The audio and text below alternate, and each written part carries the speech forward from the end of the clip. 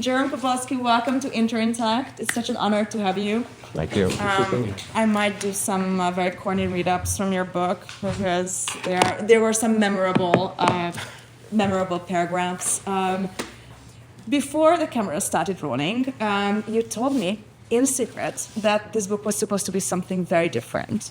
Do you maybe want to give us a little bit of a genesis story and also reassure us that everything starts very differently than you would think, and that's okay, and you just have to embrace the process? Yeah, well, thank you, Anna, and thanks for having me, and I appreciate you all coming out on a cold. It's so nice. Cold in New York. Everybody who came here, you're my heroes. So, the book feels rather timely now, and when I started this journey back, I think in the winter of 2017, I'm looking over to Amanda Annis, my wonderful agent, the fall of 2017. And I was thinking about what was going on at the very beginning of the first Trump administration, and particularly had my eye on Steve Bannon, who had been, this was back in 2016, 2017, appeared to be his kind of political impresario of the time. And one of the things that Steve Bannon was speaking about was the purported collapse of the Judeo-Christian West, the threat of secularism on the one hand and Islamicism on the other hand, and the need to sort of for a kind of reconstitution of the spirit as he saw it.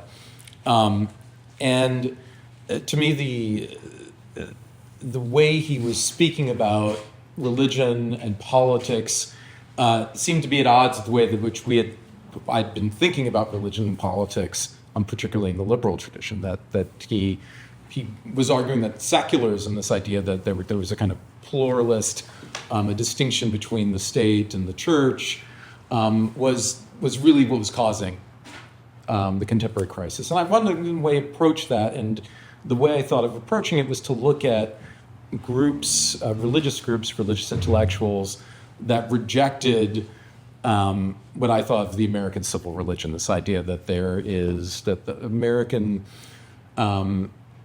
politics had a kind of religious dimension, that dimension was not Christian as such or Judeo-Christian as such, but was essentially a belief or affirmation of things like liberty, equality, the pursuit of happiness, right? The ideas enunciated in the Declaration of Independence.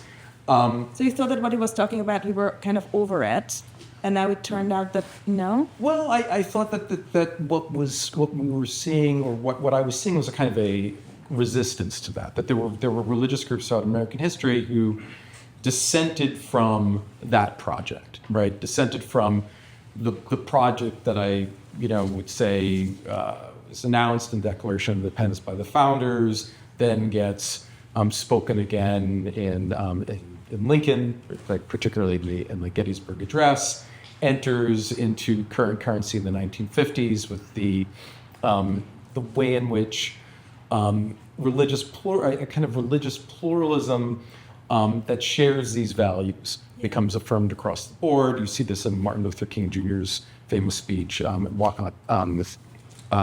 the Lincoln Memorial on the Mall, and it was affirmed again by Obama in his famous race speech in 2000 and 2008, and in his inaugural addresses. And I felt that on the one hand, this is largely shared, but on the other hand, it's not universally shared. And what if we start looking at groups that resist it? And what happened with them? And how successful they were. How successful they were, and what those challenges really were. They were based in something. And so I thought, well, let me look at American religious traditions that for theological reasons reject the American project. And I had a couple of ideas of where I'd go.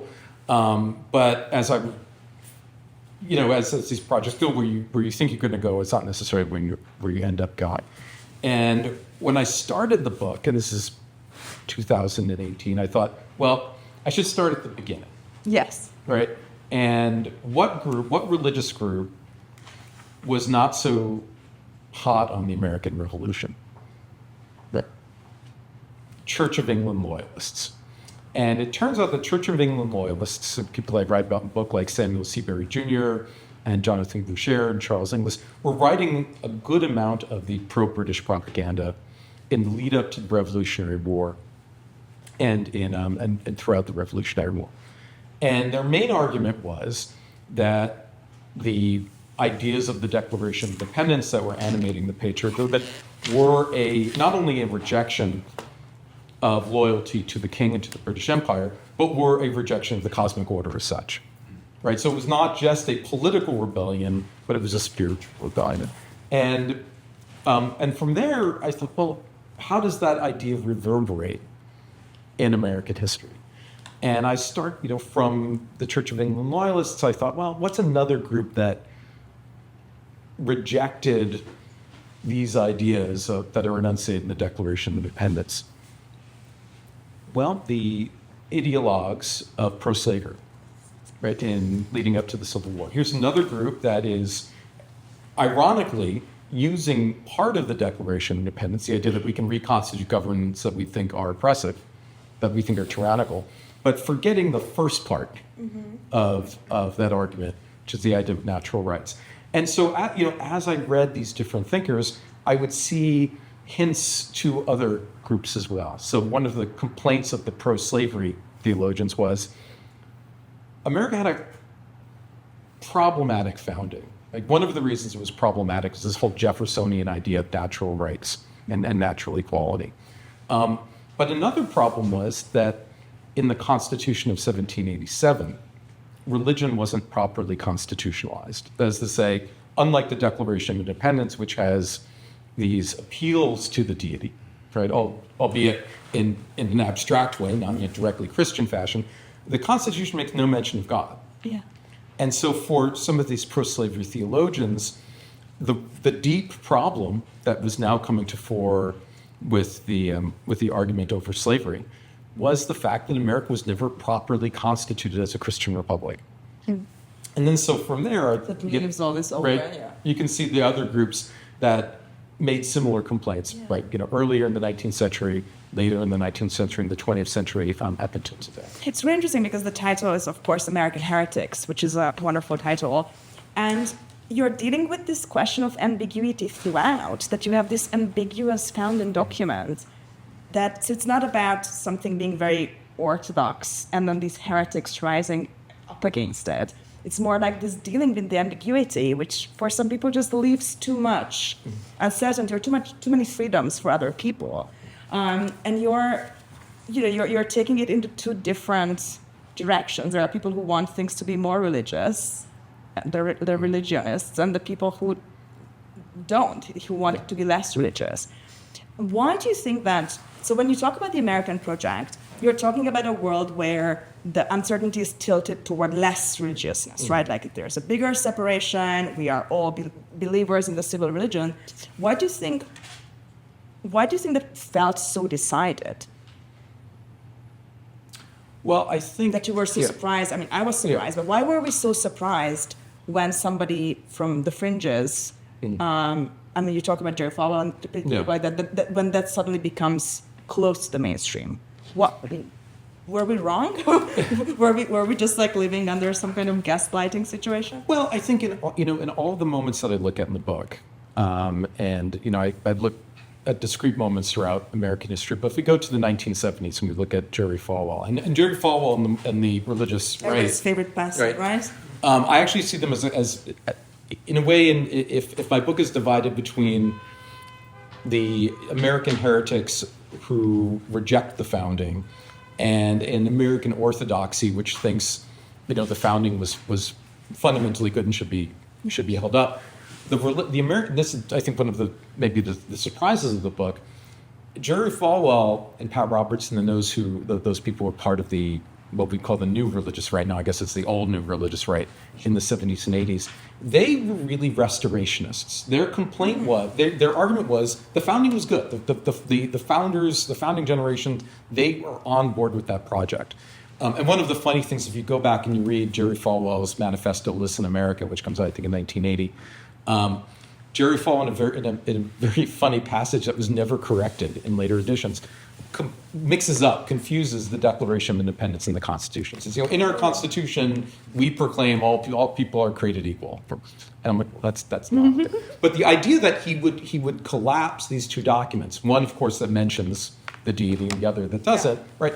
So for Falwell, the problem wasn't the original Constitution. The problem was what had happened to the interpretation of the Constitution in the latter half of the 20th century, when the Supreme Court then goes and, from his point of view, imposes a doctrine of separation of church and state onto the states, right? So no more prayer in schools, no more Bible reading in schools, no money to religious organizations, right? This legal secularism that becomes the lay of the land, and that he sees part and parcel with social changes that he doesn't like, right? So feminism, civil rights to a certain extent, the push for gay rights, all of these things Jerry Falwell sees as coming to the fore because we have forgotten the original grounding.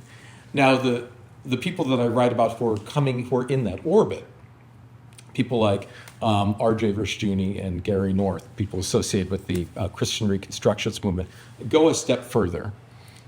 And North in particular argues in a book that comes out in the late 80s that America's founding was never properly Christian, right? That the Declaration of Independence, those appeals to God, were not appeals to the Trinitarian Christian God, right? They were appeals to a deistic God. They were appeals to a God that these infidels could appeal to, but not Orthodox Christians. That the Constitution itself, rather than being a document which was inspired by Christianity and perpetuating a Christian order, was in fact a deist conspiracy, right? Or Masonic conspiracy against Christianity. So their argument, they were not restorationists. The answer would not be to return back to the way the Constitution had been interpreted prior to the 1947. They were arguing that Americans need to reconstitute themselves as a fully Christian society, and that meant, for people like North and Rushdoony, the acceptance of biblical law as the ordering principle for contemporary Christianity. So the reason why that came to fore, the reason why this argument is even happening, is because of those social changes that are occurring, from the 1940s to 50s and 60s, where America's become much more pluralistic, much more secular, much more diverse, and rights are being extended to more and more groups. You started the book with Tocqueville, obviously, and I'm European, and clearly one of the first things you notice about America is that you can be religious here and it's fine, that it's a completely accepted part of life, that people might go to the temple or go to church, whereas if you do that in Europe, you're kind of weird and you have to have a good excuse to explain and blame your parents or your grandparents or some recent conversion or serious disease in your family. So why is it that you have this early 1800s realization by this French dude that these things are going very differently here and the whole role of the church is very different? It is actually part of the democratic kind of fabric of society, equality in front of God and equality in society. And then you have a kind of secular constitution and the jury's out, the Declaration of Independence. Why isn't the Constitution, why doesn't it appeal to God? Yeah, so to start with, wouldn't it make everything so much simpler? Well, there's the famous line by Alexander Hamilton. The reason why the Constitution doesn't appeal to God is they forgot it. Okay. Right? That's something that now the editors and agents among you will know that about authors. I don't think they forgot it. I think that they, especially if you read Madison, there was a recognition that they didn't want the federal government, the national government, to have jurisdiction over religion. And there were pragmatic reasons for that, and I think there were ideological reasons. The pragmatic reason was there were too many Christian churches, and that it would have just opened up a whole can of worms for the federal government to essentially try to establish the Church of the United States. Right? There was also a general move towards disestablishment. So in the colonial period, the Church of England, which was the official church of England, the Church of Scotland was the official church of Scotland. They're actually different Christian traditions, interestingly enough. But the Church of England was the established church in several of the American colonies. So Virginia, Maryland, and South, they were all officially Church of England established colonies. In the North, in New England, with the acceptance of Rhode Island, which was a kind of religious free-for-all, Congregationalism was the heirs of the Puritans, was the established church. In the middle colonies, so New York, most of New York, New Jersey, Delaware, and Pennsylvania, there was a kind of religious pluralism. So you had Presbyterians, you had Quakers, you had Congregationalists, you had Church of England people, you had Jews, you had Catholics, you had Moravians, you had really a motley mix of different religious traditions. After the Revolutionary War, the Church of England had to go through rebranding. You could no longer have a Church of England in the independent United States of America. So the Church of England becomes, over time, the Protestant Episcopal Church of America. At the same time, during the Revolutionary War, those churches that were established were disestablished. So they no longer received state funding. Right? Their ministers and the church property no longer received support of the state. And that kind of became sort of that ideological role started rolling. There was no attempt to reestablish the church of the Protestant Episcopal Church in the southern colonies. There was an attempt to have an authorization of state money to go to churches in Virginia, and famously Madison and Jefferson put the kibosh on that.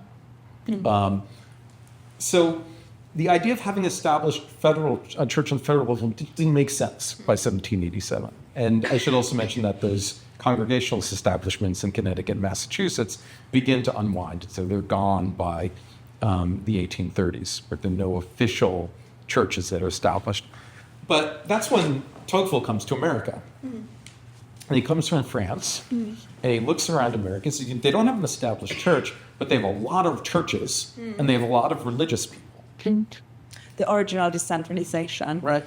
And he's like, he asks a question. He's a sociologist. We can call him now a sociologist. He asks a question, well, how is this the case that in a country where there's no official state church, there are a lot of churches and a lot of religion, and that religion is an important pillar of civil society, cultivating democratic attitudes and mores. And his argument, and he says, I spoke to a lot of ministers and priests around the country, including Catholic ones, because he was Catholic. The answer was the separation of church and state. That by staying out of politics, by keeping itself from the dirtiness, right, from the muck of everyday politics, religion sort of maintains a vitality. And so this is, in a way, the way I describe kind of the American Orthodox position that the heretics are against. For Tocqueville, the separation of church and state, religious pluralism, the teaching of equality, which Tocqueville believed was a fundamentally Christian teaching, right? This idea of democracy is not opposed to Christianity, but actually emerges from Christianity. That becomes the American way of life, the American way of religion. So those that later oppose that settlement, right, who say, well, actually what we need to do to have the Christian civilization truly is to have a tighter bond between religion and politics. Not necessarily a union of church and state, because they're different institutions, but a sort of integration or a working together, concert of religion and politics of the church and state. Those people are in a way opposing the settlement that Tocqueville saw and was celebrating.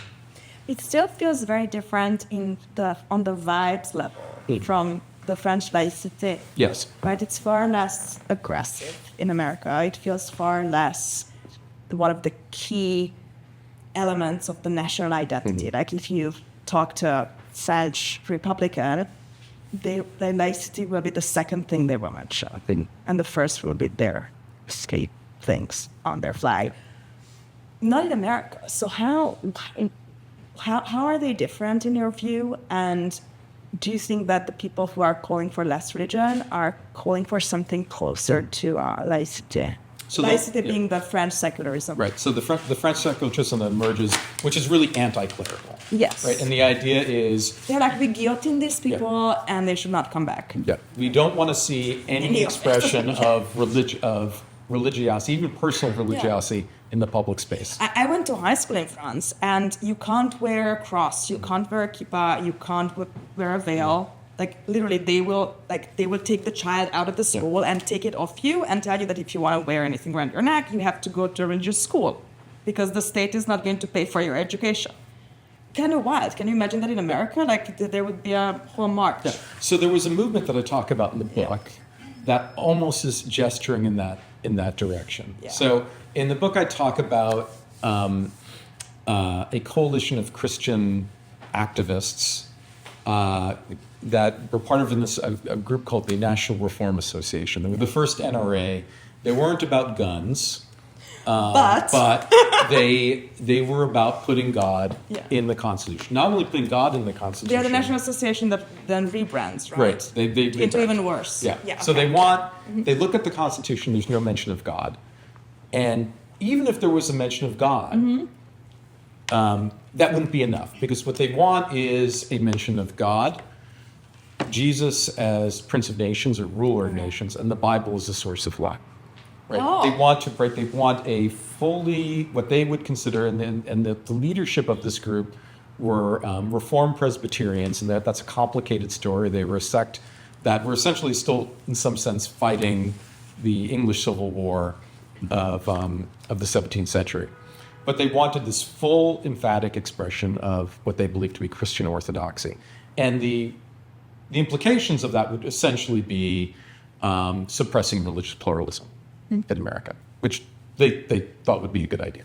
So they become the leadership, the vanguard of this movement, which after the Civil War in the 1870s becomes a coalition of conservative Christian Protestant groups. And the reason that this comes together in the 1870s is because the transformations of American society that are occurring in the wake of the Civil War, particularly due to immigration and secularization. So what was happening was in cities like Cincinnati, there was a large Catholic population. Catholics were going to public schools, which were still mostly Protestant in their sort of ideological orientation. They would go and they'd be asked to read from the King James Bible. And Protestants would read from a different translation of the Bible, so they felt that by going to a public school and being forced to read the King James Bible, they were betraying their own religious commitments, so they actually wanted to read from their Bible or get money for their own parochial schools, where they could have their own religious training. And there were other pressures as well. So there was growth of Jewish communities. There was the growth of Mormonism and Mormon, particular Mormon practices that seemed to be anti-Christian, like the practice of plural marriage. There was a sort of growing secularist movement that was linked to socialism. So people are coming over from Germany in the wake of the failures of the European revolutions and bringing those ideas. So the NRA, the National Reform Association, was essentially a reactionary move to shore up what was seen to be a kind of non-official Protestant establishment, and to do that by changing the Constitution, by rewriting the preambles of the Constitution. Now, I said that they were like spooked by secularism, and one of the results of this was to essentially conjure up the enemy in the form of a guy named Francis Abbott and his Liberal League. And the Liberal League was a new association. You sound awesome, by the way. Yeah. I'm like immediately mentally joined them. They were, and they were also a kind of a wide group, and they had their own newspaper called the Index, and they had their own conferences, and a lot of liberal, progressive, what we call today maybe progressive-minded religious leaders joined them. But what they wanted to do was to protect what they saw as the founding ideas of America, which was the separation of church and state, by expanding the protections of the First Amendment of the freedom of religion and the no establishment down to the states. So prior to 1947, the First Amendment really only pertained to acts of Congress. acts of the federal government. So a state could still mandate a Bible reading, a sectarian prayer. A state could still have blue laws where businesses would be forced to close on Sundays or religious holidays. The Liberal League saw all this as a perversion of what they saw as the original American idea. So they decided, what do? We'll have our own religious amendment. This will be the Religious Freedom Amendment. And the Religious Freedom Amendment was essentially to create a much more secular society. So all of those things that were happening, and actually still happen today, like having chaplains in Congress or in the military, having official days of recognition of days of Thanksgiving, having the name of God and God we trust on our currency, things that are kinds of forms of civil religion, which we may consider to be de minimis, but which were considered to be sort of important ways of expressing American religious values in public. They wanted to suppress because they felt that they were abuses of the founders' original vision. So you have these two competing amendments, right? One which is to make America more Christian, and the other one is to make America more secular. They both go to Congress, and they both fail. They're both dropped. And the sense was among sort of the senators who were looking at this was that we don't really need this. We don't really need any of this. It's fine the way it is. And in a way that there was a certain wisdom to that, right? Yeah. And there was a certain wisdom to, these, things that we do, the fact that there are chaplains might be religion in public, but it doesn't trespass the Establishment Clause or the Religious Freedom Clause. There may be, we don't have to explicitly say America is a religious country for people to live out their religious lives in America. Yes. What would have happened if the NRA had succeeded? Like, what would have that meant for Mormons or Jews in America? Yeah, so... On the practical level. Yeah. So if you look at what the people who were part of this movement said, they said different things. Some of them said, really, this is just making de jure what is already de facto, right? So all we're doing is all these practices are already there. They're now being threatened by these groups that are claiming that they violate the separation of church and state. So what we're really doing with this religious amendment is just locking in those practices, locking in Bible reading, locking in prayer in schools, locking in these things. However, if you read some of the more ideological members of this movement, particularly the leadership, their idea was to make America a more emphatically Christian nation. By stating explicitly that America acknowledges God, acknowledges Jesus as ruler, acknowledges the Bible, they are in the end taking out those parts of the Constitution that are protecting the religious liberties. So all of a sudden, what does the meaning of Article 6, Section 3, which says there's no religious test for office, right? So you don't have to be a Christian, you have to claim any particular theology. If all of a sudden you're now saying an oath on the Constitution that explicitly is Christian, right? That now becomes a problem, right? What happens to the idea of religious liberty, the freedom of religion, when you're saying explicitly this is the official religion of the state?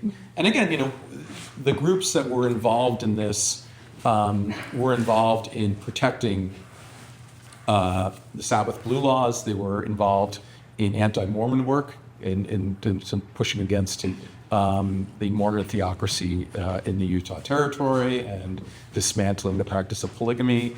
They were in many ways nativists, right? They wanted to maintain a certain kind of Protestant supremacy in America against immigrants coming in from Germany and Central and South Europe at that time. So the country looked a lot different. Even though many of them were saying that this was a defensive measure, by being a defensive measure, it would have shaped the way in which American culture would have developed. Very quick question. Yeah. Sorry. When did these competing amendments go before Congress? This is in the mid 1870s. Okay. So 1874, 1878. Thanks. I have one question before we fully open the floor. So think about your questions. There is a wonderful chapter on the Catholic revival and how, this country kind of came to be as an antidote to Catholicism, but then through the Irish and Italian and the Hispanic waves of immigration and from other parts of the world, there is a moment when Catholicism seems to be the leading religion in the country. Do you want to maybe speak to that a little bit and what that meant, and what are some ramifications today that we still have, for instance, in the Supreme Court, etc., etc.? Yeah. So I knew I wanted to tell a Catholic story in this. I didn't know where to go because to attempt to write about the history of Catholicism and Catholics in America, one could write a whole series of books, like a whole right? library. Yeah. So I wanted to find the moment, sentinels. right? The moment, because those histories of Catholicism in America have been told, and they've been told from many different angles. And there's a history of sort of American lowercase Republican Catholicism from the founding. There's a history of kind of like a history of American Catholic sectarianism from the mid 19th century. And I didn't want to write a whole history, that wasn't the story I wanted to tell. And what happened was I was sitting, I remember this very clear. I was sitting in my local bars, and I was reading this book called by Gary Nash about the conservative intellectual tradition in America. Old book. It came out in 1976, and it's telling the story of the emergence of the mid-century American conservative movement from the time of World War II till the early 70s. And part of the story is the story of William F. Buckley Jr. and the National Review. And what Buckley did in the National Review, which was founded in 1955, was essentially to bring together these disparate elements of the American right into a movement, into a sort of a movement which would then, by the 1980s, culminate in Reagan Revolution. And Buckley himself was a Catholic, and Buckley himself was someone who actually saw that there was a perfect integration between his American patriotism and his Catholic faith. And as I'm reading this book, I get to the story of William F. Buckley Jr.'s Yale College debating partner and brother-in-law and co-writer, a guy named L. Brent Bozell. And L. Brent Bozell was, like Buckley, one of the young Turks of this American conservative movement. He had mentioned he went to Yale. He wrote a book with Buckley defending McCarthy. He became a speechwriter for McCarthy and then later for Barry Goldwater. He actually wrote Barry Goldwater's Conservative Manifesto. Right? So he's as in the center of this new conservative movement as you can be. And he converts to Catholicism, and probably when he's in Yale under the tutelage of Buckley. And in the early 1960s, he's writing a book on the Warren Court, which he doesn't like. And he doesn't have that much money. He's got a family to feed. So Buckley says, you know what? Here's a pro tip. You can live cheaply and drink well in Spain. 1961 or so. So he goes. And he goes to Spain, goes to Madrid, working on this book. And while he's in Spain working on this book, he falls in love. Not with another woman, but with the regime. Oh. He falls in love with Franco's Spain. And what he falls in love with is this really public religiosity. You were talking about, for instance, to say this is something very different. This is a Catholicism that's being promoted by the state. And he sees the pageantry of Catholicism, the way in which it is structuring order and values and morality. And he sees, now again, this is authoritarian Franco's Spain, but he's attracted to it. And he comes back to the United States, and now he's feeling himself at odds with that coalition that Buckley is trying to hold together at the National Review. This idea that, people who are traditionalists, religious traditionalists or cultural traditionalists like Bozell, but libertarians, or people who want like government outside of, apart from our lives as much as possible, particularly in our economic lives. Cold warriors, former communists who become what we now call neocons, right? All of this is part of the movement that Buckley is trying to stage manage, and Bozell realizes that in the end it doesn't work. And it doesn't work because essentially they are just providing cover, the traditionalists are providing cover for the materialists. And so he forms his own magazine. And it's called Triumph. It starts in 1966, 1967, and it becomes a place for conservative intellectuals, like Bozell, but a man named Fritz Williamson, who was teaching at the University of Dallas, was a philosophy professor, and many others, and many people who were also writing for places like the National Review, to begin to think about like what this public traditional Catholicism would look like. And as this magazine is launched, the late 60s is happening, right? So you have, beginning to see race riots in Newark and Detroit and California. The Vietnam War is heating up. The student revolts are happening. It seems as though the world is falling apart. It feels like a very apocalyptic time. So Bozell is saying, why is this happening? And the reason Bozell claims is because America had this bad founding. That the founding, the Declaration of Independence, the Constitution, they were all based on Enlightenment liberal ideas. And those very ideas were a break from traditional Christian political and metaphysical teachings. So the problem, you couldn't just go back to 1776 or 1787, or 1947, like Falwell and his colleagues want to do. You couldn't go. There's no place to go back to.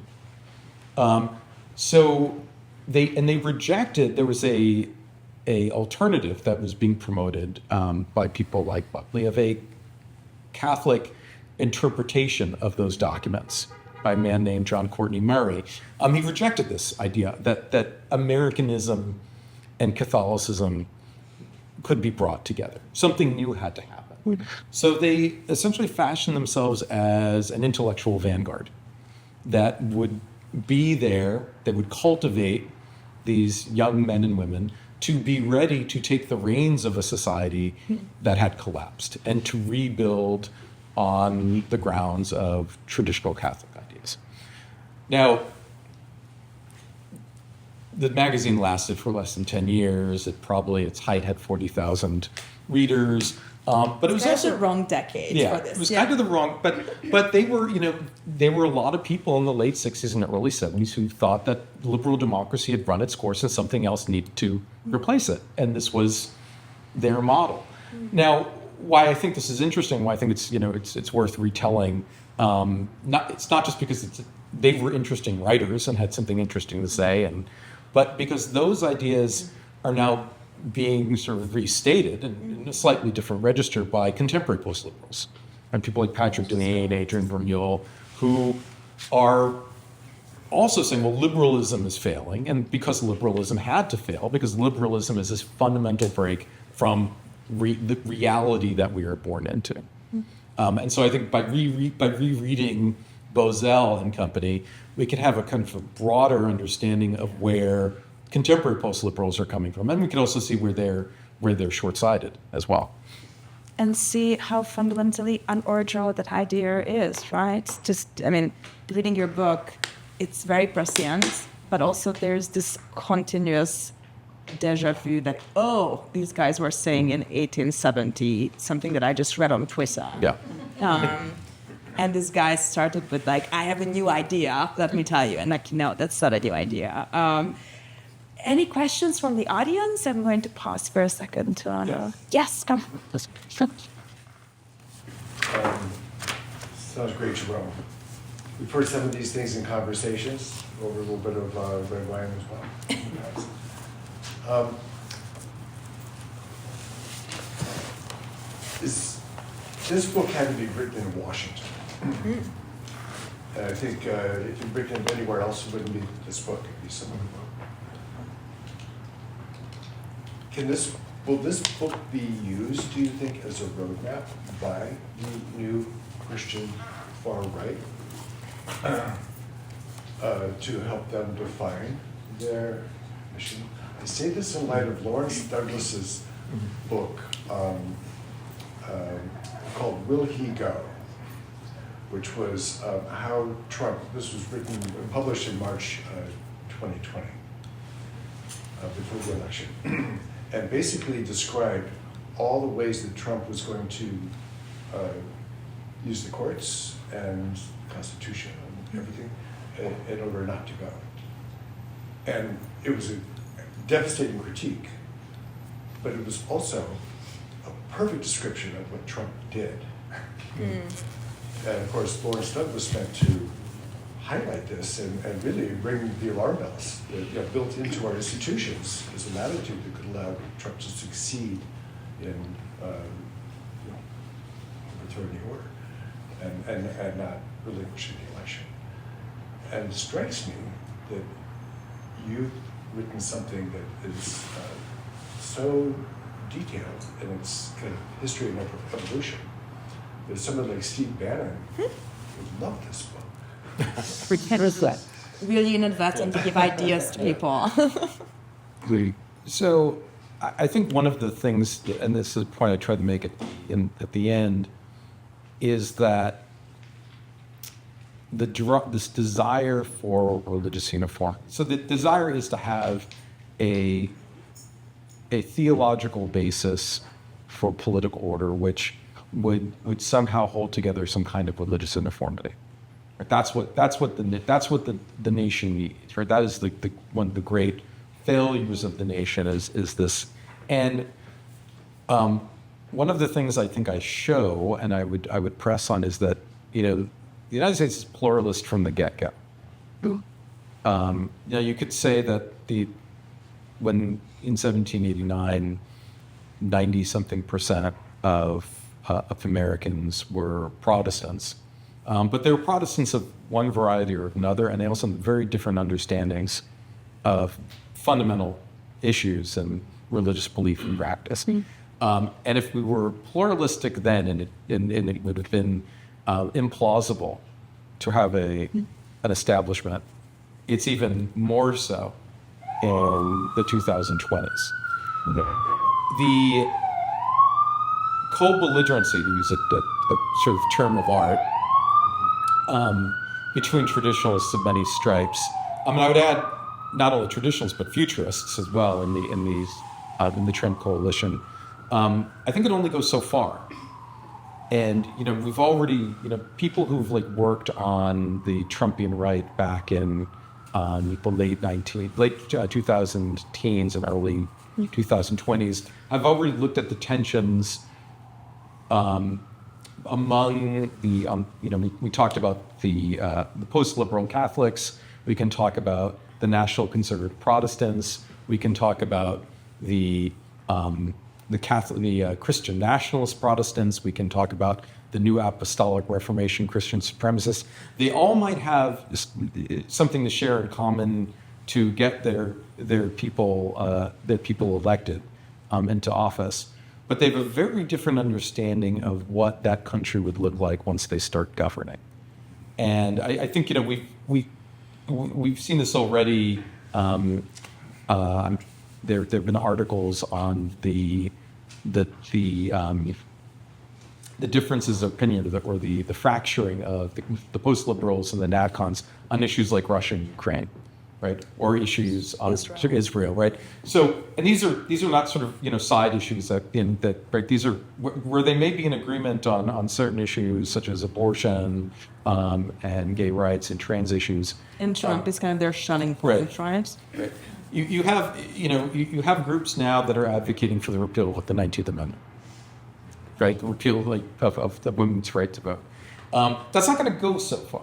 Right? I've been TikTok for that, though. Yeah. Well, we can break. That's all the trad wives on TikTok. Right, that's China for you. Right. There are all these different, and I think everyone is going to enter into this political space, and now that they have people in power who are interested or willing to listen to them. But I think at the end of the day, their goals are irreconcilable. So my hope, the things I try to point out, is that this acceptance of liberal democratic pluralism, you can't always get what you want, right? But you create That's a the whole space. point where, of it. Yeah, Nobody gets everything that they want. Nobody gets what you want, and if you want, if you want everything, right? If your political theology is such as that you're not, no one's ever had anything, right? So, in a way, I suspect at the end of the day, my position is curb your enthusiasm. To quote a great sort of philosopher of the. So I'd be really surprised. I'd be really surprised if the right sees this as helpful in achieving their goals. But I'd be utterly delighted if they bought the book. They buy many, many copies. Just way down. Interesting. Do you think that you said that those two amendments failed in like the 1800s, and then do you think that once we got into the 1900s, In the 1900s, sorry. and then once we got into the 1900s with like prohibition, and then the repeal of prohibition, and then you sort of had that, I always forget what it's called, the film code. The Hays Code, yeah. The Hays Code.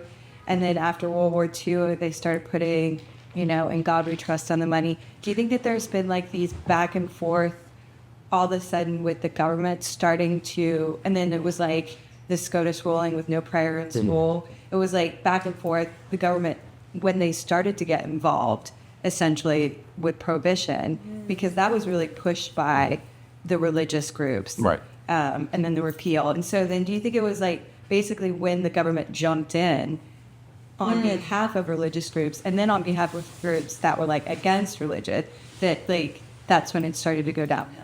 Yeah, so this is a funny story. So as far as prohibition is concerned, one of the leading groups that was behind the push towards prohibition were these conservative Presbyterians I mentioned earlier, who were leading the NRA. And when the NRA peters out at the end of the 1870s, 1880s, a lot of that energy goes into the movement for prohibition. So they join forces with these groups, other evangelical groups who are pushing for prohibition. Now keep in mind that the groups who are pushing against prohibition are also religious. Right? And in fact, prohibition, one of the goals of prohibition was to weaken the power of Catholics. Right? That the Catholics were seen as purveyors of rum, right? So if we go to the 1940s and 50s, and this is at the end, I have part of a chapter of the book on this. The politics of the country are doing both at the same time, and it kind of shows in a way the schizophrenia of the religious issue. So on the one hand, the Supreme Court is expanding the First Amendment to the states. So this notion of a corporation, where the belief is that through the 14th Amendment, which was passed after the Civil War, the First Amendment, the religion clauses of the First Amendment are then incorporated down to the state, applied to the state as well, right? So that's why in Everston in 1947, and then in the other religion cases, you have this emergence of legal secularism. At the same time that the court is doing that, you have the development of a more pronounced public religion in the country. The most obvious example of this is the Congressional Act to add the words "under God" to the Pledge of Allegiance in 1954. Okay. Now, where did the words "under God" come from? That's only 1954. That's in 1954. That's crazy. And the words "under God" are lifted explicitly from Lincoln's Gettysburg Address, right? Which is Lincoln's attempt to say our true founding is the Declaration of Independence and this claim to equality. So now that is done in 1954, and it's done for a particular reason. The particular reason is the Cold War, and that we're fighting off the godless communists. And what distinguishes the American project of liberty from the godless communist project is that American liberty is grounded in God. But it doesn't say one nation under Christ or one nation under the church. In fact, the impetus for this was a sermon that was given on Lincoln's birthday in Washington, D.C. at the New York Presbyterian Church. And the pastor, who was actually a Scottish minister, was not yet a naturalized American, said, my son comes home from public school and he says the Pledge of Allegiance, and it's really nice, but a Muscovite could say the same thing. It's missing what is fundamental about the American political project, that the American political project is based on our recognition of our creator. So that enters in the same period of time, In God We Trust gets expanded to all the currency. And you have Dwight David Eisenhower, the president, speaking about America's Judeo-Christian heritage. So all this civil religious stuff that I was talking about in the beginning really is getting turbocharged in the 1950s, right? As now it's happening at the same time as there's more and more religious pluralism in the United States. Like Jews are becoming much more prominent in the cultural and political life of the United States. Catholics are becoming much more prominent and much, right, particularly because of this anti-communist alliance. But this Judeo-Christian civil religion is something that is being articulated to hold this together. At the same time, the remnants of the National Reform Association decide to try again. And this, like literally the same time that this attempt to rewrite the Pledge of Allegiance is being circulated on the Hill, there's a Senate hearing about the Christian Amendment. And there are representatives from the National Reform Association and other conservative evangelical groups. And then there are the witnesses who are called in to oppose it. And the witnesses who are called in to oppose it are brought in by a coalition of Jewish organizations, including the AJC, the American Jewish Committee, and the Anti-Defamation League. And they argue that they are holding that to pass this religious amendment would be a betrayal of the original founding ideas. And so you have this, both sides are there essentially citing chapter and verse, not of the Bible, but of Washington and Jefferson and Madison. And it goes nowhere. It doesn't, like, only one senator bothers to attend the hearing, and no vote. You don't want to be in the same room with the Anti-Defamation League. It's just, It's a rule. and it's just tabled and forgotten. And you find it. One of the things I found as I was researching the book, I said, "Oh, there was this thing that happened. Let's go read the transcript." I'll tell you something very funny about the transcript, which I pulled up, which we have. The Protestant ministers who are supporting this amendment, who are advocating for this amendment, they're doing some of this language of we needed to fight the communists. And we're not anti-Semitic. Some of our best friends are Jews. Harry Houdini stays at my house, right? Like they want to speak, they want a Christian amendment, but this Christian amendment will be good for the Jews because religious freedom is based on Christianity. That's their pitch. Unfortunately for them, there's some other people who show up to the meeting, to the hearing to support the amendment. And these were some concerned patriotic women from, I think, Pasadena, California. And the concerned patriotic women, turns out, were also purveyors of pretty nasty anti-Semitic conspiracy theories. And their conspiracy was this whole Judeo-Christian thing, which was becoming this language of the civil religion, was a Jewish plot to undermine Christianity and to take Christ, the crucified Christ, out of the Christian tradition. And they say that, we have these transcripts, and it's very clear that the Presbyterian ministers are deeply embarrassed by this. But it's also very clear what the implications are for doing it. So it's worth going back and reading that history. It's interesting to kind of go back to the Cold War prompted changes in public religion, because when we compare the past and today, we look at all these internal affairs going on in America, different things happening in California, in the middle of the country, et cetera, et cetera. But we rarely look at external events and say, oh, there's a religious revival in America because of some geopolitical issue. I think the last time we did that was during the New Atheist movement after 9/11, right? Do you see today, when we will talk more about the last chapter, in the religious and kind of post-liberal revival, some element of a reaction to some external event, or is it all internal right now? Yeah, I think, if we look at, I'm going to take this question maybe from a side angle.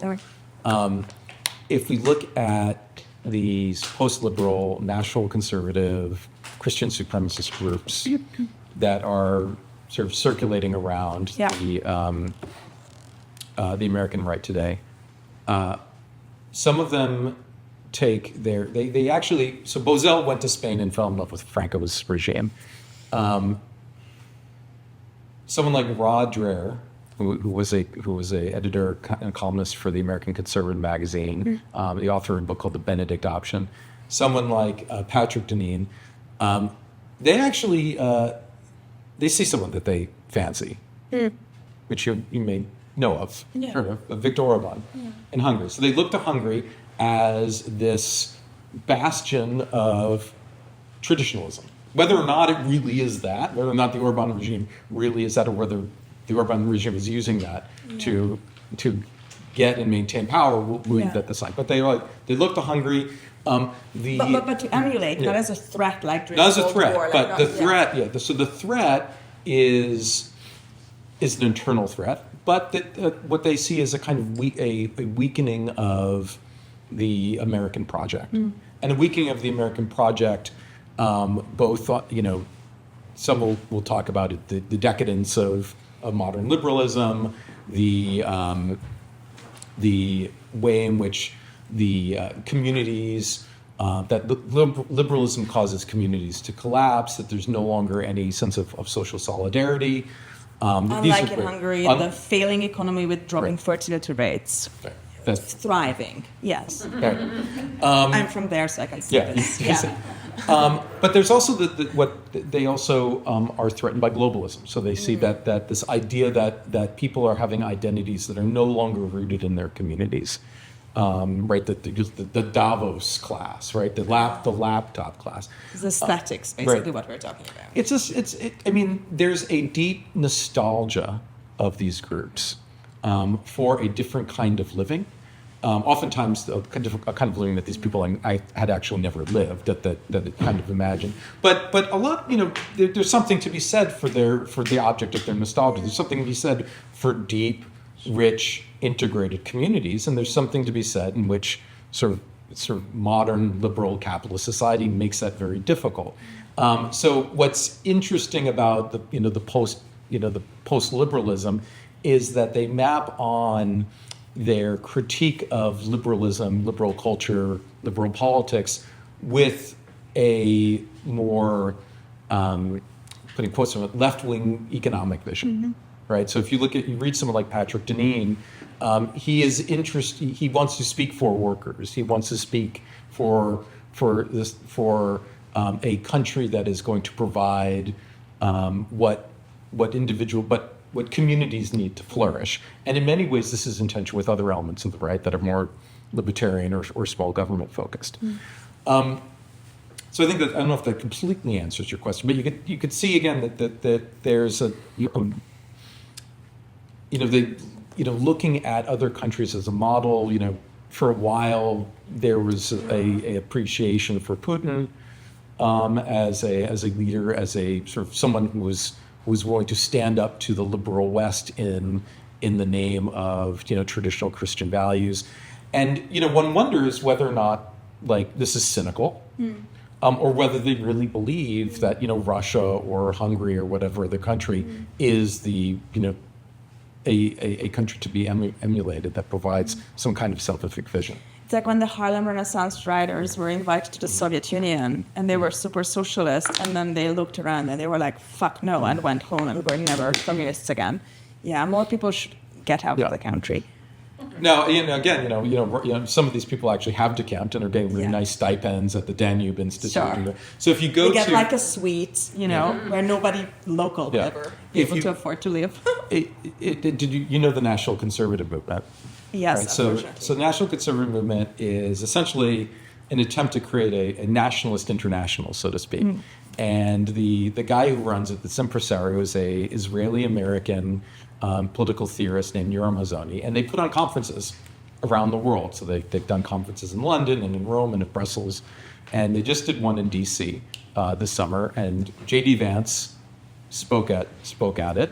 And you go and it's just, again, I was talking earlier about these tensions within the group. You have Yoram Hazony, who describes himself as a practicing Orthodox Jew who lives in in Jerusalem. A lot of Israelis were there, particularly affiliated with the settler right. There were Ukraine people there. There were people from Orban's Fidesz who were there. There were people who were affiliated with Modi's party in India, the right-wing parties in Italy and in France, and the main thing that they all have in common is that they're nationalist and they're tend to be right-wing. But in the end, what is holding this alliance together, and what can they learn from each other? Like what does J.D. Vance have to learn from? It is like the Cold War. Yeah. They have the common enemy. But common enemies is themselves, right? The common enemy is their own regimes. Or modernity. Or right? modern, yeah. It's kind of insane. Was there ever a period in American society where these many representatives of a very decentralized ideology would come together on American soil and have these conversations that are somehow also fundamentally anti-constitutional, at least in many of these cases? Or this is a new, to use COVID language, unprecedented times? Yeah, and that's a good question, and I don't know I'd have to think about that. It's probably never Probably, yeah, it's a new, what. I mean, we have Swansea and stuff, but that's a very different telos, right? I think what the way I want to answer is Inside that America. I guess the way I want to answer it is and kind of flip the question where in the late 1980s, a very famous essay was written that became a book by a guy named Francis Fukuyama called The End of History. And the point of the end, and Fukuyama at the time when he was Famously writing it, worked out. right? Famously. Yeah. And he was. Nobody has ever made a prediction in their book ever again after that. But it's Just don't say anything concrete. But it's an interesting article. It's an interesting book. And his argument was, and he was writing this was working in the State Department at the end of the Reagan administration. So it was before the collapse of the Soviet Union, but the signs were already there that was happening. And interestingly, one of the signs was Hungary, which was one of the first countries in the Eastern Bloc to liberalize and pull away from, right? Yes. So he writes in this book that essentially the Cold War is ending. It's coming to an end, and the West is going to be the winner. And what this means is the great ideological conflicts are over. The time of great ideological conflicts are over because liberal democracy is kind of, as he understood it, the end state of human ideological progress. Because it solves certain problems, and he gives a kind of complicated philosophical reason for this. You'd have to go read Hegel, but really read Kojève's reading of Hegel. But the idea is that liberal democracy solves a fundamental problem, which is we all want recognition. We all want recognition, and the regime of liberal democracy is able to provide us with self-recognition within the formation of a structure of a political regime. And so fascism has been vanquished, or hyper-nationalism, however you want to describe it. Communism, which was also a redemptive political movement, has been vanquished. So what's left? What's liberalism? And there'll be some mopping up operations. And the mopping up operations, as he saw it in the late 80s, early 90s, was religious political movements, which he met Islam, and certain nationalisms. But really, in the end, history was over. Like, those things will just be cleaned up, and we're really just all going to become liberal democracies. And there's good to that. It'll lead to peace, perpetual peace. But he also says it'll be a really sad time because we'll lose greatness, right? We'll lose nobility. We'll lose this kind of heroic stance that these other movements provide. Again, going back to this notion of recognition. He doesn't really suggest that they would reemerge and provide threats to liberal democracy. But in fact, they have. Right? But he does talk about the fact that people can't stay still. Right. So you can't just be like, it's at every scale, right? Scenes from a marriage. Ingmar Bergman starts with this couple being like, too much happiness is also a problem. You can't just say, now we fix your problem and go on, because people need something to do. Yeah, we become consumers. And there is this idea in Fukuyama, right, that you will find something to destroy, something against which you will feel heroic, because people need a kind of life project. And interestingly enough, and I didn't put this in the book, and I almost got too much, but if you go to the book that he publishes, the expansion of the essay, he talks about this kind of striving. Yeah. And I believe he gives an example of a striver, the striving soul, towards the end of the book. And it gives a contemporary example from the early, like the late 1980s, early 1990s. And you know who that example was? Don't say it. Crap. It wasn't Putin. Putin wasn't on the scene yet. Our president, what? Trump. Donald J. Really? Really? So maybe he did predict something. The Lost Man? So that will be the next salon we can talk about. That's freaky. That is the end of his story. Don't skip it. Any questions, any comments? Yeah, Eric? I had a question. So I encountered what I thought was kind of a Martin Bailey argument from a religious conservative and anti-abortion activist. So in terms of looking at his vision, it seems to me like it would be a theocratic vision, but he made the argument that a lot of the things that he was standing for were based on natural law. So for example, maybe gay marriage is not part of natural law, and then also kind of appeal to liberalism by saying that he wouldn't want something that was the practice of a specific denomination to be enshrined in law, because I don't remember exactly what the argument was, but it wasn't something that would be readily apparent to everybody as natural law. Whereas something like gay marriage or like homosexuality would be apparent that it was in violation of natural law. So I thought that was an interesting argument, which kind of like seemed like it disguised the theocracy under more liberal face on it. Yeah, so I don't know if we read, but I can give some examples. So the classic example of this, Specifically, Jason Jones. okay, so I don't know Jason Jones, but one of the people I talk about in the book is a guy, I mentioned John Courtney Murray, who was a Jesuit theologian, mid-century Jesuit theologian. And his argument for why Christian Catholics could accept the American constitutional project as religiously licit was that it actually was rooted in natural law. And he goes back and he talks about the Declaration of Independence and the appeal to the Creator and the assignment of natural rights, the limitations on government, the idea of the sovereignty of God, and this notion of the founding being, if not explicitly, at least implicitly based in natural law, has been a claim of not only Catholic but also other religious conservatives who see the discourse of natural law as something that could be shared across religious traditions. Right, so they're Jews, Muslims, Protestants, Catholics could all appeal to natural law, which can be known through unassisted reason rather than through the mediation of regulation. Right, and this became essentially the fact that I think like the leading principle of an important religious, cultural, political magazine that started in the 80s or early 90s, First Things. You may have heard Richard John Newhouse.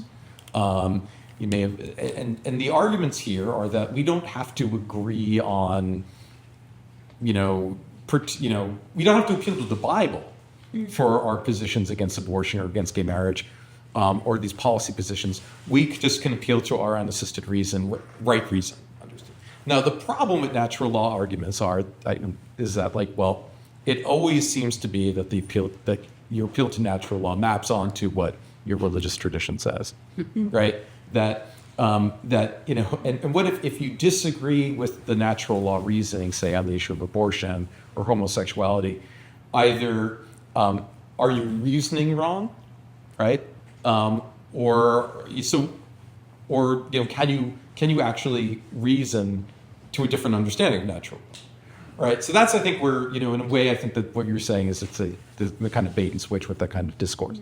But the purpose of it, and I think the reason why the people around First Things were so strongly appealing to it was because and this was Newhouse's argument, you get out of having to appeal to your personal experience, you get out having to appeal to scriptural interpretation, you get out of having to appeal a particular way in which an issue is dealt with within a tradition, you can appeal to something that seems to be, I truly believe, I think it's objective, right? And so you're appealing to something that's objective that can be broadly shared. And if you go back, I'll give one more example of this just to bring it up to date. The Harvard law professor, Agent Vermeule, in his book Common Good Constitutionalism, will also make that, say, also appeal to that tradition of natural law as one of the foundations of the American constitutional project. In a way, it lets you, unlike someone like Deneen, it lets you keep the Constitution because you understand the Constitution within this particular moral framework. Are there any European constitutions that have similar foundations? Can't think of any. Well, the European constitutions are later. Do they have appeals to... I know Fidesz kind of tried to put the Virgin Mary in the Constitution, and they couldn't do it, so they only removed the gay marriage thing by adding that it's marriages between a man and a woman. And then the guy who proposed that legislation was then caught by the Belgian police in Brussels at a gay orgy that violated COVID laws, and he was climbing down the frozen pipe. Yeah. So it's all very great. I'll give you another example. There's a plaque that says, "Here rests the political career of Joseph Saya." I have a photo of it. I remember that. I'll give you an example of a non-European country that doesn't have a constitution but does have a Declaration of Independence that is also, I think, equivocating on this issue, and that's the State of Israel. Right. So, State of Israel doesn't have a written constitution yet. It does have a Declaration of Independence. The Declaration of Independence, does it or does it not appeal to God? James, you know the Declaration of History. It appeals to the rock, right? Appeals to her rock. And so the language of the Declaration of Independence for Israel was debated, obviously, and they came to a compromise. The religious parties wanted there to be an explicit reference to God of Israel. The secularist parties wanted there to be no explicit reference to God. And so they compromised on the language of rock, which from a secular point of view, it's like the rock, it can mean a lot of different things. Yeah. But in Jewish theology and in the Jewish prayer book, it has been a word for God. So it was a compromise that allowed them to look at the document from their different ways and accept it. Yeah. Sorry. I know American conservative intellectual movement is very connected with Christian political theology. Is there any cases that there is a divergence you see? Between the American conservative intellectual movement and the Christian theology? Yeah. So, as I mentioned earlier, in the 1950s, when modern American conservatism comes together as a broad-based movement, there were groups that we call today the sort of the libertarian right, that some were not interested in religion, and some, like Ayn Rand, were emphatically hostile to religion. So, like, if you want to look at a secularist, anti-religious, radical form of, she would not, and her followers not call her conservative, but would be part of the libertarian tradition. It would be that.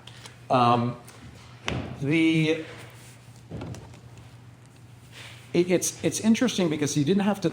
I mentioned to someone earlier a Jewish theologian named Willifer Kirk,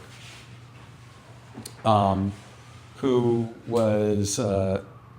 becomes part of this National Review circle. He actually is brought on to be the religion editor of the National Review. So this is interesting. Buckley hires a Jewish guy to be the religion editor of the National Review. Right? So Buckley himself is showing that he's trying to manage these competing forces. He argues that that democracy needs a religious dimension. And he calls it biblical faith. And he writes about it in existentialist terms. He's not, if you go and read his his books on religion, he's not saying democracy needs people to go to church or go to mass or do these particular things, but they need to have a particular existentialist stance which relativizes their own being, right? Which this is Will Hurst. Oh, sure. Yeah, Protestant Catholic Jew. And in the book, Protestant Catholic Jew, it's partially descriptive, problems with this descriptive, but partially normative. And the normative part of the book is actually an attack on the civil religion that we've been talking about.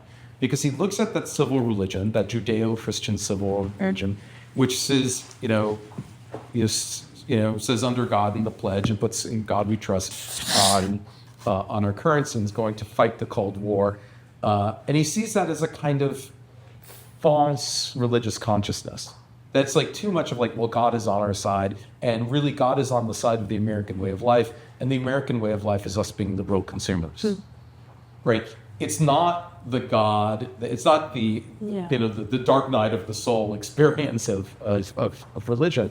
And he thinks that is actually weakening, that the civil religion actually weakens authentic religion. So he thinks that democracy, liberal democracy, is dependent on religion, but not the kind of religion that is being sort of proclaimed by Congress and being taught in the public school. Like the KHR religion, very bland. Right, not that religion, but he wants a religion that makes human beings realize that they are not the be-all and end-all. And only by realizing that we're not the be and end-all are we going to be sort of inoculated from these desires to seek redemption on earth through a project like communism. But he was a former communist. And he saw communism, right? That's why he knows. That's why he knows. And he sees Nihilism. communism as a religion. And it's a religion to perfect the world, right, imminently. And that he sees as essentially human beings stepping out of our lane. And true, authentic religion is what keeps us humble, keeps us from taking on this kind of messianic political projects. I really like this idea, and I mean the upside to all these potentially quite dangerous ideas that are emerging and are purported by very powerful people, right? So that makes it kind of extra. It's very viral and very well funded. So it's like double danger. I'm not saying that something bad will happen, but it can. But the upside is to see that people are generally not happy with nihilism. People want meaning. They are not happy with bland, corporate, hijab, meaningless words that we forgot 80 years ago what they mean. I mean, this is why communism failed, right? It's built by true believers, and then come the bureaucrats. And that is weakening not real religion or real believers, but the system itself. Somebody will, like at end of Hamlet, right? The guys kill each other, and comes the third party and takes over the country. Somebody will want it, right? We have around 10 minutes left, and I really want to talk about the last chapter. And this is why I started with every book is a process, and sometimes 7 years later, it's about something completely different from what you're doing. And I sorry that we didn't get to travel so much around before countries while writing it. I did go to Salt Lake City. Okay, yeah. That's beautiful. So you get a little bit of trouble. So when I was first reading the book, I thought, oh my God, Jerome wrote this entire book so he can write the last chapter. And he just wanted to subtweet all these people and prove them wrong by just showing how other people, not you, think they are wrong. So that was very diplomatic. And then it turned out that was not the case, actually. And that he didn't just see the future that much in 2017. It came out of this process of going through what happened in the past 400 years. So do you want to tell us maybe a little bit about this last chapter and what happened when people read this? I mean, the people that you mentioned. Yeah, so the last chapter essentially brings the story that I tell up until today. And the last chapter, which is called, right, where you talk about the post-liberals, right? So I talk about these two groups. If I had more time, I'd talk about more groups. But the two groups I talk about are Catholic post-liberals, people like Patrick Deneen and Adrian Vermeule, sometimes called the neo-integralists, and national conservatives, people who are affiliated with Yarmazoni and that project.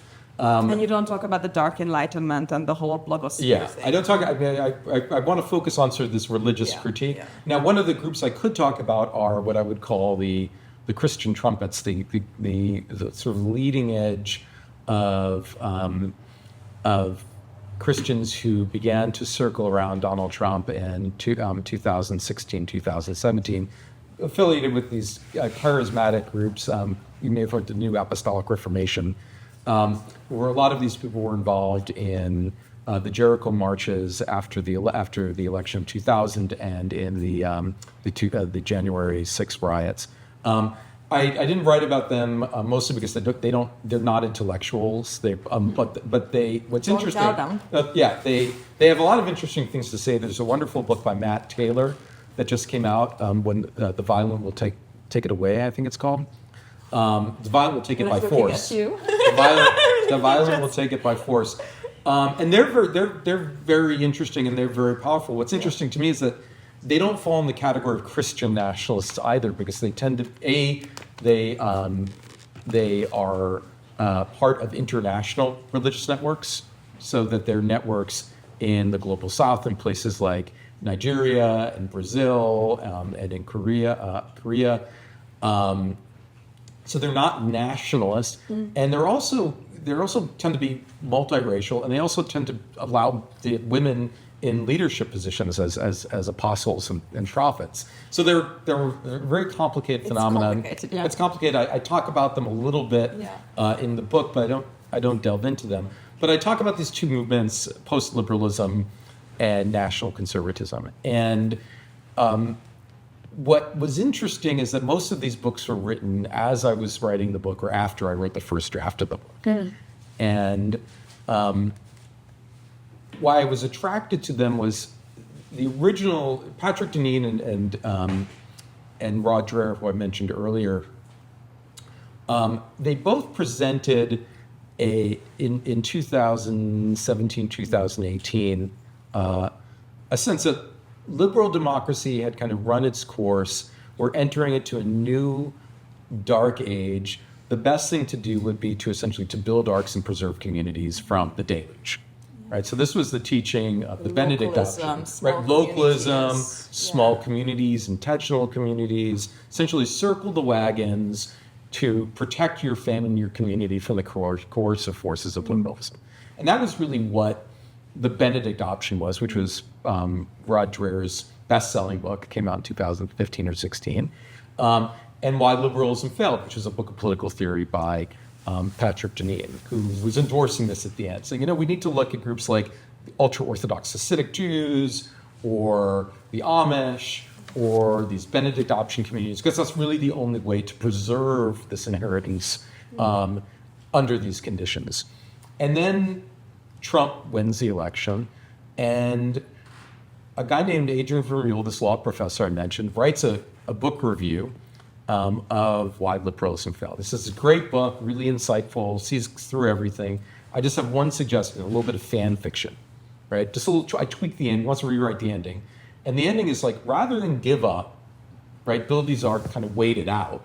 This is like, we have this opportunity of integration from within, which is essentially infiltrate, staff the bureaucracy, right? Essentially, we don't have to give up on the deep state. He's an administrative law professor. He knows how the bureaucracies operate. So really what you just need to do is to get the right people to staff those bureaucracies, and then you can nudge policy into the directions that you want them to go. So he then writes an article for The Atlantic called Common Good Constitutionalism, or is it Common Good Originalisms? Forget the exact title. And his argument is we need to rethink how we read the Constitution, not common good originalism, because he wants to reject originalism being this way in which conservatives had read the Constitution to keep jurists from pushing policy in more and more liberal directions, rather than trying to figure out what the original meaning was. Use constitutional interpretation to pursue common good ends as defined by the Catholic teaching. And expands this into a book a little while later. At the same time, Patrick Deneen takes Vermeule's advice and writes a new book called Regime Change, in which he advocates for a new thinking of how the American government should be structured, a new post-liberal regime that would more deeply bring together these theological commitments or these ethical, moral commitments and political power. So that book came out about a year and a half ago. So all these things are happening, and I'm like, well, they're in this tradition, right? They're part of this larger project that I've been looking at, as was Jerome Hazoni's books, his Virtue of Nationalism book and his book on conservatism. All of these books were essentially saying there's something fundamentally wrong with liberalism as we understood it, and what was wrong about it was we didn't have religion in the right place, and so we need to reframe where religion is going to fit in our society. So Hazoni, in his book, again, rather than saying the founding was all bad, the founding was pretty good so far as it went, but the Jeffersonian tradition was in conflict with a conservative, national conservative tradition. And so we need to underscore the national conservative tradition and see the Jeffersonian tradition of Enlightenment liberalism as really a false start. But he then has to go back to the Constitution and realize that the Constitution doesn't mention God. And he says, well, this was a mistake with lasting consequences, that there should have been religion constitutionalized. And he makes a proposal for essentially undoing the regime of seculars, what he sees as a regime of secularism that had been put in place after World War II. Proposal for public religion, but a public Christianity, and in particular, a public Protestant Christianity. To those who are not Protestants, he says, well, the government should afford toleration to people of authentic religious traditions in their personal lives. Are there enough Christians in America today still to accept anything like that if it were to happen? Well, because it's a shrinking group, right? They're like practicing Christians. Not all practicing Christians would be on board with any of these projects, right? Not right. They're probably, and this is what's quixotic about all this. Yeah, it's a minority of Christians, even a minority of traditionalist Christians who want this to be the case. Yeah. Now, this does not mean that they are on board with the liberal project. This does not mean they're on board with things like abortion rights or gay marriage or what have you.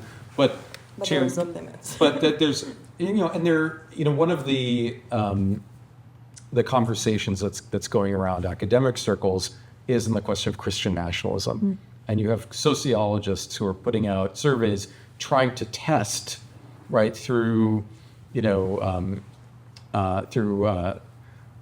quantitative research, how strongly these proposals are felt in certain communities.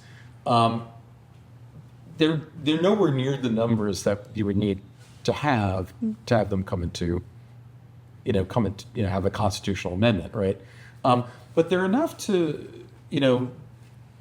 do some damage, right? They're enough to make life uncomfortable for a lot of people, particularly a lot of people on the margins. So I think it behooves those religious actors who are opposed to these Christian nationalist desires to push back emphatically on them, both on their implausibility, but also on, in fact, how they may go against either American ideas on one hand or religious ideas on the other hand. The last paragraph of this book is so beautiful. You're basically calling us to take the opportunity that illiberalist threats provide and re-examine our commitment to liberalism or why we came up with it in the first place. What was the Chesterton's fence there that we thought that this was a good solution? I know that when illiberalism is not content with that little role in our life as a prompt for thinking, what that might lead to. So I hope that you're right. And this will be as strong a warning for us to preserve our freedoms as the Cold War was for America. Thank you so much for being here. We will continue over some wine. We have like 30 minutes left in the building, so please use it wisely. at the buffet table, and we can like take all the questions there or any comments that you may have. Thank you so much for being here, and congratulations. Extensive dress for the book. This is a coincidence. But this is a good fashion choice also. It's Yeah. completely fine.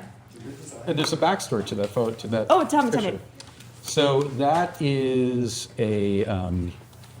that's taken from a portrait, a painting that was done by John Trumbull, who did a number of studies of the founding era, and it is actually located in the rotunda of the Capitol building. Oh, And it is to commemorate the presentation of the draft of the Declaration of Independence to the Continental Congress. little did they know Little did they know. what all that led to. Thank you so much, Jerome, and wishing you the best of luck with the rest of your tour. And thanks everyone for the great questions.